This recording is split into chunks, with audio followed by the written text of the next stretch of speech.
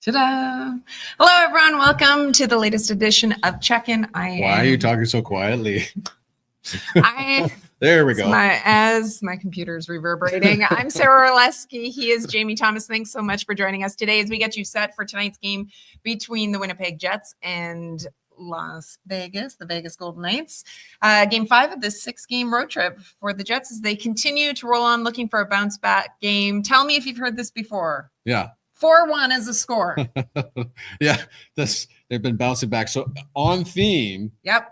In theory, if you were going to gamble tonight, it would be a 4-1 score in favor of the Winnipeg Jets. Absolutely. Because they've done this 1-4-1, lost 4-1, 1-4-1, lost 4-1. Did I get that right? You sure did. Yeah, so if you're a gambling person, there you go. If you're not, maybe it's time to start. That's the Jets 9-4 on the road. Vegas 8-2 at home. The Jets continuing to lead with 36 points, 18-5 record on the season. Third in the West is Vegas right now, but they are leading the Pacific Division, and they are coming in looking to take 2 points off of this Winnipeg Jets team. Yes, and of course, the Vegas Golden Knights have been a pain in the side of the Winnipeg Jets for a very, very long time. But as we've seen the Jets do consistently after a tough outing, which they had in Los Angeles, and full credit to the Kings. They give nothing. Absolutely. There's nothing. There was nowhere to go. The Kings were all over them, and that I think them losing to San Jose 7-2, their previous game, played a large role in what happened on Wednesday night. But full credit to the Kings because they gave up nothing to the Jets. They didn't. I mean, Winnipeg could have been tired, but it just didn't look like there's a lot of things going on there in terms of opportunities for the Jets. 14 shots, so you know that they're going to be looking to generate more against this Vegas team tonight. Over the next 30 minutes, we are going to hear from Alex Iafallo. He's going to pop by quickly. Former NHL head coach, former Winnipeg Jet, former Manitoba Moose head coach, Randy Carlyle is going to be stopping by.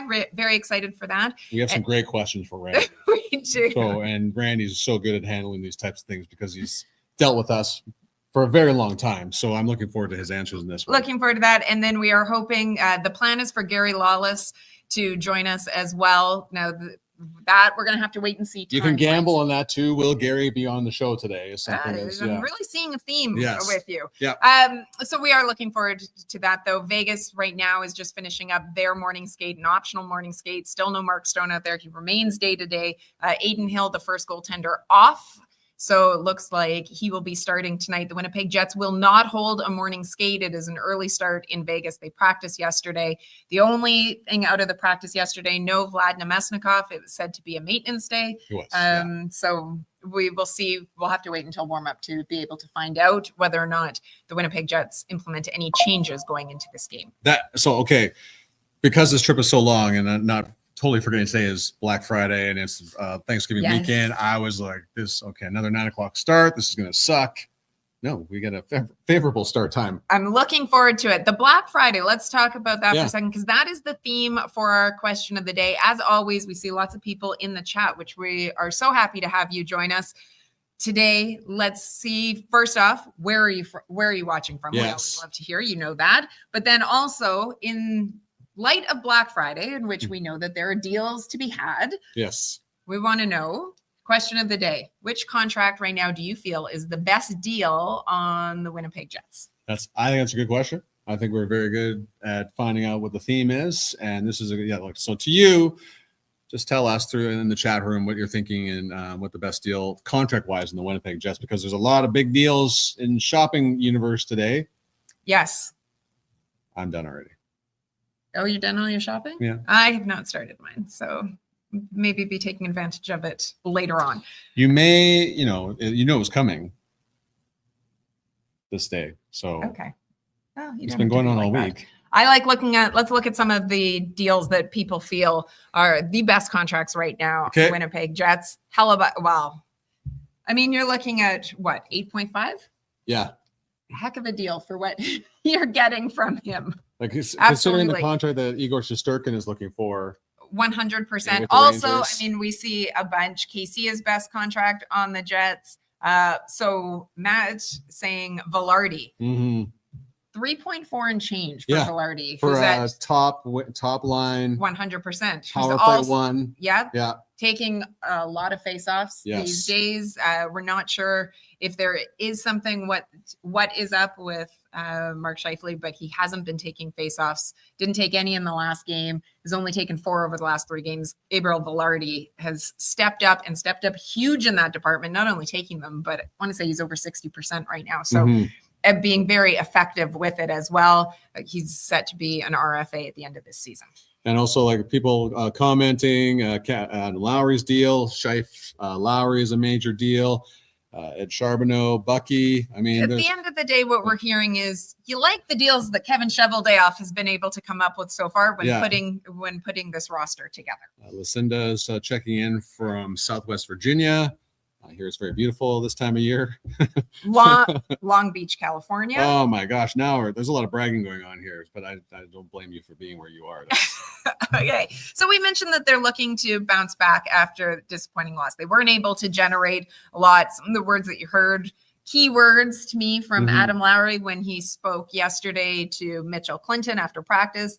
Connectedness, predictability, execution focuses for them going into this game here tonight. Yeah, and I think even when they lost in Nashville, you heard him say execution was off there. We've talked about how we felt there was fatigue. It was their second game in back-to-backs, but Adam Lowry more leaning into execution. So when their execution is off and they don't play fast, they get in trouble. We saw that especially in Los Angeles. But I mean, I still have to give LA was allowing the fewest shots per game, I believe, at 24. Coming into that one, for them to only allow the Jets 14, a season low for the Jets, that speaks to how well they defended on Wednesday night. And we mentioned the 4-1-1-4. 4-1-1-4. Yeah. So Jets have been bouncing back from us, but you've seen them games where they haven't been happy before with the way that they've played, that they have bounced back. The loss against Toronto, they come back with the win against Detroit. And then you can even think about the Panthers home and home series and the way that they rebounded after that. So look to see, this has been a long road trip for them. You and I were just saying, we're looking forward to them coming home. They're only home for one game next week. They're home for a larger stretch of middle of December, second week. So, but just home for that one game against St. Louis, back out on the road. And I've said it time and time again, 15 games in 15 cities. So kind of ridiculous. It's a lot. Yeah. But they've dealt with it pretty well. And I guess in some way we teed up that game on Wednesday. I thought the Jets were going to be ready for Los Angeles, but as we talked about Los Angeles so well. So I'm going to throw my hat out there again. We're going to have a great game tonight in Vegas against the Golden Knights. Jets seem to bring their game all the time with them, and first opportunity these two teams have run into one another this season. But the cast of characters have changed a little bit in Vegas. They're still scoring. You lose Jonathan Marchessault. That's a big loss in terms of a guy in the dressing room that had done so much and was such a big part of them for the longest time. But Jack Eichel's having a great year. As you know, that's to no one's surprise, and he seems to be carrying the offense for the Golden Knights this season. Yeah, we'll have to ask Gary about that. I just got a message from him saying that he will be good to go to be able to join us. So looking forward to hearing from Gary about that, because I think there was a lot of questions about what was going to happen with respect to Vegas's offense. And this is a team in which they have continued to produce, as you mentioned, I mean, led by Jack Eichel, who's having a career season start. But this is a game tonight where you're looking at two of the top power plays that exist. There's so many similarities between the Jets and the Golden Knights when you're looking at just some of their numbers that exist. But power plays very similar, both home and road, and then same thing with the PK. So this is a game in which we could see special teams certainly factor in. Yeah, and discipline's going to be a large role. Not that the Jets have really been. I can remember a game where they've lost their cool, or they've been. They've taken a lot of trips to the penalty box. So you have to give them credit that way. Penalty kill has allowed a power play going forward the last 5 games. I think 6 of the last 8. So something maybe they want to lock down a little bit more, but easier said than done when you run into a team like the Vegas Golden Knights who have so many weapons. Ivan Barbashev's having a great year for them as well. So it's it's the same thing every year with Vegas. You think there's going to be a step back. There never is. They seem to find the right players, and they will be buyers. Here's the thing with Vegas. I don't think they have a first-round pick for the next 2 years. So maybe not the elite player that they usually find around trade deadline time, but they'll get somebody that will fill a role, and they've done a great job of that so far.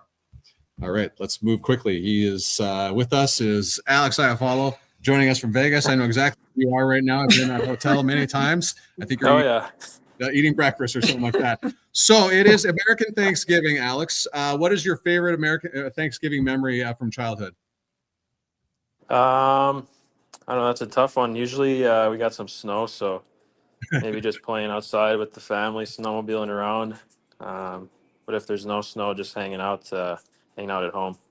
Okay, quickly, I want to know pecan pie or pumpkin pie? Because this was a big point of discussion for JT and I a little while earlier. Yeah, that's a tough one too. I'd go with pumpkin pie though, with some whipped cream on top. Yes, that was kind of the way that we went as well. How are you dealing with things? Yeah. Oh, yes. And if you have pumpkin pie, do you smother it in whipped cream as well? And these are some hard-hitting questions to get you started up here. You have to smother it for sure. Thank you. Thank you very much. How are you dealing with this long road trip and bouncing around in time zones and everything, Alex? It's been good so far. I mean, we do a lot of stuff, team stuff on the road, and this one particularly though is every other day we have a game, so it's been busy. So just kind of resting up and getting ready for each game. Why has this team been so good at bouncing back this season? Just good camaraderie. I think everyone pitching in, separate roles and stuff, and just putting in the work and doing things right. We just got to keep doing that, and we got 2 big games coming up, so we got to be ready for them. Vegas is well known for their aggressive forecheck. Alex, how do you guys deal with that tonight? Good talk in the D zone, and just playing fast. I think Vegas is a good team over there, so just moving the puck quick and getting through the neutral zone is going to be a big factor for us. All right. We promised to be brief. You got a game today in a short amount of time. Happy Thanksgiving, Alex, and I wish you all the best tonight. You as well. Thank you. Appreciate it. Thanks so much. Alex Iafallo didn't want to keep him too long, and he delivered the package as he tends to do. And had a great game against the Minnesota Wild. Got to his 100th career goal and was instrumental. It played a large role in all 3 goals the Jets scored, non-empty net goal-wise, against Minnesota. So you kind of thought there would be a little bit of a setback or letdown after that emotional win in St. Paul against Los Angeles. I think they'll have it back tonight against a team that's not necessarily, they're not a division rival, but they're certainly a rival of theirs with the playoff meetings they've had. 100%. So Jets they haven't had a lot of success against Vegas recently, so trying to get it back. Going back into the win column, I think not only for the 2 points that you're looking for from a confidence standpoint, just get everything right, because nobody was happy with the way that it ended in LA. You want to get that sour taste out of your mouth as quickly as possible. Leslie weighing in on the pie debate. If you ask me the pie question, neither. Give me apple pie. You can never go wrong with apple pie. Well, you can never go wrong with apple pie. We're a big apple pie family, but my dad makes a great apple pie. But for Thanksgiving, I still go back and forth. You want to know, though, a very passionate response is when you ask JT, to be honest, pumpkin or pecan. He is having nothing to do. There is no way I'm eating any pecan pie. No, because it's a pecan pie reminds me too much of Christmas cake, which is totally which I don't understand, but disgusting. It's I don't get Christmas cake at all. Someone that gets Christmas cake all the time and is well known to people here in Winnipeg, and we do not like to leave him waiting. It is Randy Carlyle, a former Winnipeg Jet, former member of the Manitoba Moose. Coach, good to see you. What is keeping you busy these days? Well, I'm toughing it out down here in San Diego.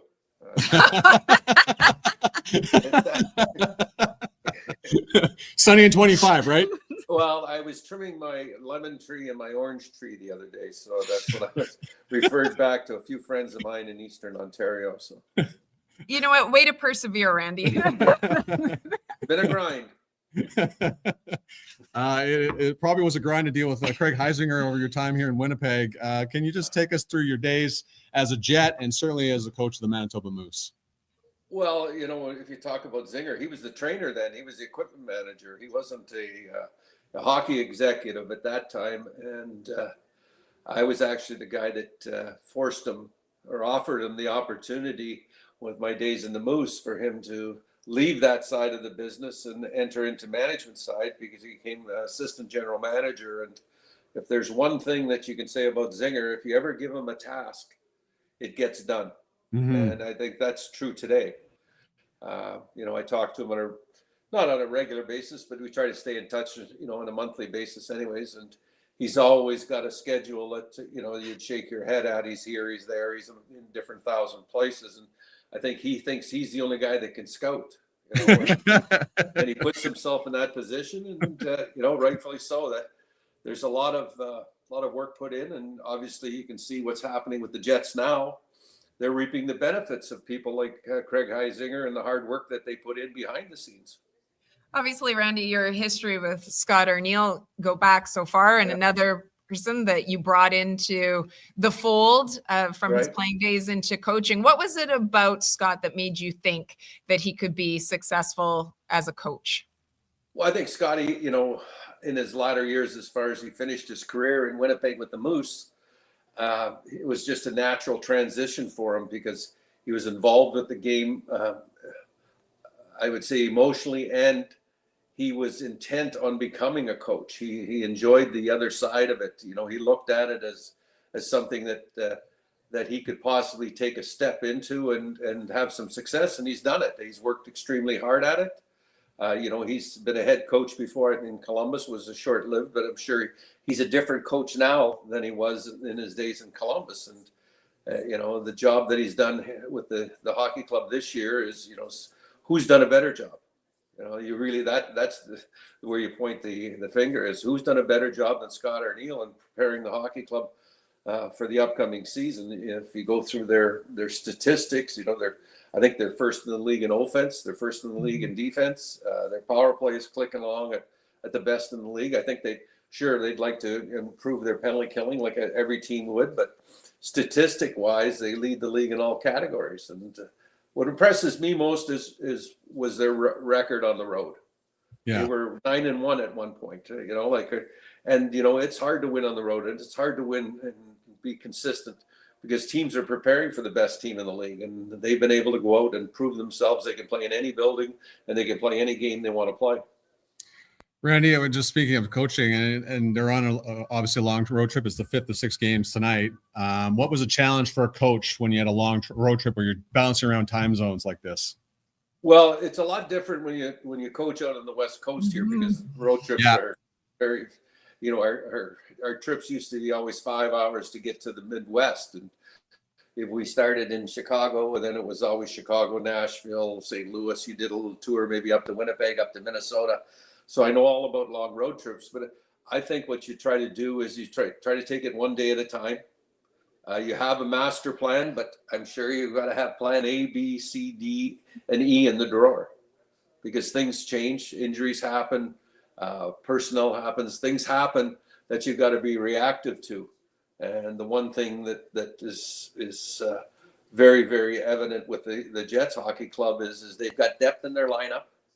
They can move pieces around, but they have had the good fortune of great goaltending, steady offense, a good defensive structure to their hockey club. So it doesn't really matter who they put in and where they want to make moves or injuries. They're a hockey club that comes to play night in, night out. And they've proven it so far. That we're at the 20-game mark. And, is there a better team in the league right now? It'd be hard-pressed to say there's a better hockey club right now. Hey, Randy, here often, and you don't have to ask who's going to be the starting netminder because the vast majority of the time it's going to be Connor Hellebuyck. That wasn't always a scenario that you had when you were coaching, whether it was Anaheim or in Toronto. So I want to know what frustrated you more when dealing with the media and answering questions? Being asked who your starting goaltender was or being asked on a daily basis about a player's health or status update? Well, that was a thing that I developed early in my career. I was never going to release who I was starting. I never told the media who was going to start in any game. They'd always ask me who's starting, and I said, "Well, you better show up to the warm-up. Get out of the press room." I remember. We remember. Yeah. So that obviously reason, Randy, why we asked this question. Yeah, but and then it became an ongoing joke type of thing, and it really became something. But I just felt that why should we give the opposition the opportunity to know or scout the player that we're going to play if you have the choice? It might look stupid. People might look back on it as archaic, but I don't believe they should give the opposition any insight on who you're playing if you don't have to. So here's my question with that, though, Randy. I get that, say, if you're talking about football and maybe you're talking about a quarterback who might have a different skill set or a different style. For a goaltender, though, I mean, as a coach, did it really change much for you if you were preparing for goalie A versus B, if you found out the day of? I've always been curious.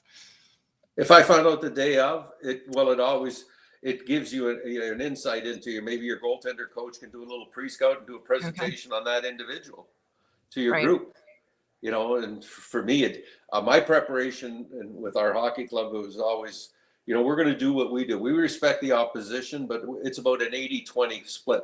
We want to focus on the things that we do and continue to build on the things that we are our strengths and work on our weaknesses. And then we consider the opposition. Anybody can beat anybody on any given night. And you've got to have your A game night in, night out. And that's the way I tried to prepare the hockey club. Well, we'll continue to feel sorry for you where you live and enjoying the sunshine. Thank you for coming on. We did this as a favor to you because of how tough life is right now. And we'll be reaching out to you at Christmas time. That is the time of giving. Well, I'll just make sure I'll send Zinger a lemon, a nice sour lemon. Thank you so much, Randy. We really appreciate it. Thanks, Randy. All day. The best. Randy Carlyle joining us. And as promised, because we never lie on this show, we may have said he may not have been joining us. But then we said he is. He's ready for us. We're just going from one to another. That's all we do is guess. I love it. There's no guessing game going on here. He's a man of the people.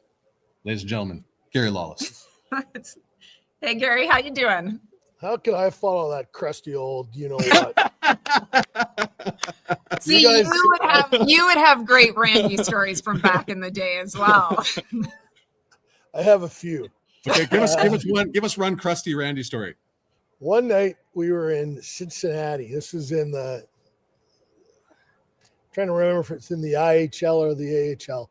I'm officially old. I can count the rings on my tree by how many leagues I've covered. Anyways, there was a riot in downtown Cincinnati, and halfway through the third period, they made an announcement. Everybody go home, leave now. Like they played the last half of the third period in front of no one. So Ken Wiebe and I run down after the game, and we get our quotes from Randy, and then we said we need to go back to the hotel on the team bus because we were allowed to ride the team bus, but you were not going to get a taxi. They were turning cars over, they were burning stuff, breaking windows. It was not a good scene. So we said, when is the bus leaving? He said 11 o'clock. So we got stories to write. We're on deadline. Kenny and I run back upstairs, file our stories. 10:55, I have to hit Weber because he's slow. And I'm like, come on, we got to get down there. And we get down there at 10:58. We're early. Not on Randy time, but we're early. Okay. And bus is gone. So we get back to we pay a janitor at the rink, Kenny, Kelly Moore, and myself. And this guy gives us a ride on his way. He lived in Kentucky. So he said, it's a little bit of my way, but so he drops us off at the hotel, and we're walking in, and I see Scott Arneal look over his shoulder, and he hits Randy, and my face is red. I'm not happy. And Scotty hits Randy, and Randy's like, hey, come on over, and I'm like, I give him the middle finger. I'm not happy.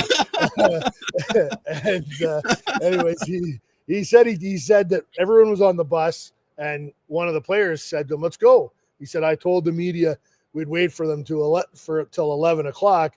And one of the players said, blank the media, let's go. So Randy's told the bus driver, let's go. So they left us. Anyways, Randy and I we had a lot of fun. I've been antiquing with him. I've been fishing with him. I learned a lot about hockey from him. He was very generous with his time. And the greatest night I've ever spent in hockey was with Randy Carlyle. It was covering the Moose. And we were in Cleveland, and after the game, I came back to the hotel, and the late John Ferguson and Randy were sitting at the bar, and I got to be a fly on the wall for about 2 hours with those guys. And it's the last time I saw Fergie alive, and they told a lot of great stories. And at one point in time, I said something that bugged Randy, and he started giving it to me. And Fergie under the table hit me in the leg, like, keep going, keep going. Keep poking the bear. It was great. Sorry to get to go down story lane there, but had some fun with those guys. Yeah, absolutely. Gary, let's talk a little bit though about what we might see from this Vegas team and in this game here tonight. I think there were some questions going into this season about, with some of the changes that we'd seen to the roster, what would this team be like offensively? Well, certainly has not skipped a beat when you look at it. How much of that is due to Jack Eichel? Yeah, well, we've got a bunch of guys that continue to score, and if you like, Dorofeev is at he's at a career pace. Howden's at a career pace. Barbashev is at a career pace. Jack is at a career pace. Mark Stone has only played 13 games. He's got 21 points. Like, he'd still be near the top if he was in the lineup. Bruce Cassidy just I'll share this because it's going to Manitoba. Bruce Cassidy just said Mark has resumed skating, so we're hopeful to see him sooner rather than later. Listen, 7 guys left in the offseason due to free agency, and you got to adjust for when that happens. And I think this team is like sort of at a B+ right now, and they're trying to figure out, can they get to an A+ with this personnel, or will they have to make some changes?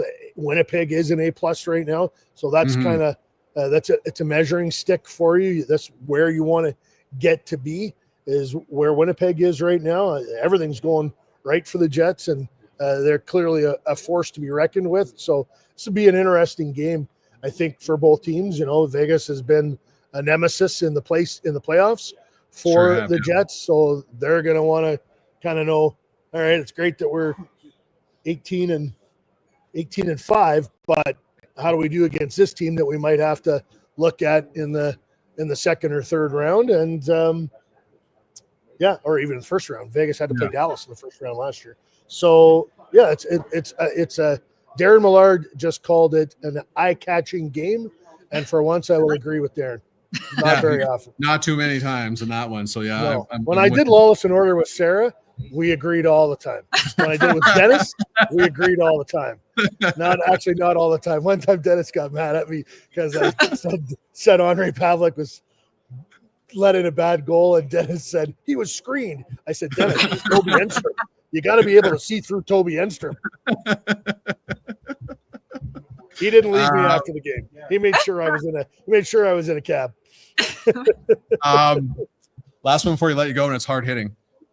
Tell us the difference between American and Canadian Thanksgiving, in your opinion. Well, it's the length of the holiday. Like, this is Bob McKenzie, Sarah's old colleague at TSN. He called American Thanksgiving. I'm in America, so it's just Thanksgiving.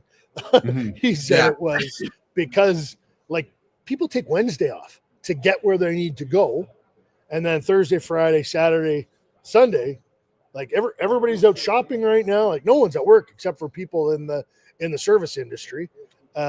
Yesterday there were 3 football games on.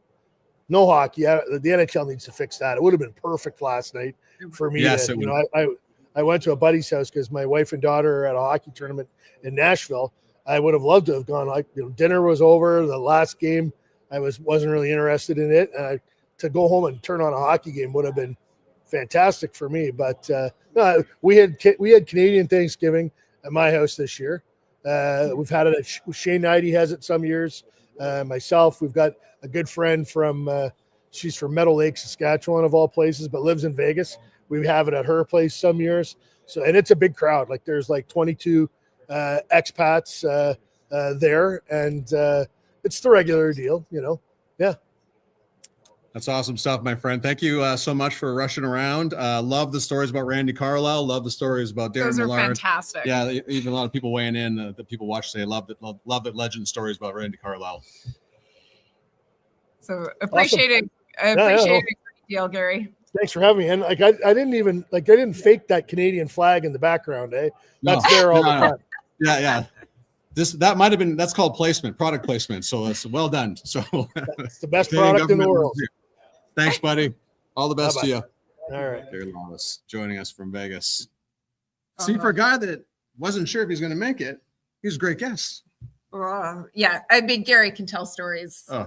And having covered, having spent so many years in Winnipeg and having covered, he said, the IHL, the AHL, the NHL as well, knowing so many of the significant players within the hockey community, obviously here as well as football, but hockey community in Manitoba. He has some fantastic stories. So we appreciate him very much joining us. So we'd love to see the conversation continuing on right now in the chat as we get ready to wrap things up. How about Gordon being on a trip with Hustler and Lawless back in the day? That would be story time. Amazing fun. Yeah. Yeah. I'm sure. Gordon, we can't ask you to put the stories in here though. Probably not. Time, though. Yeah, that's right. We'd love to hear it.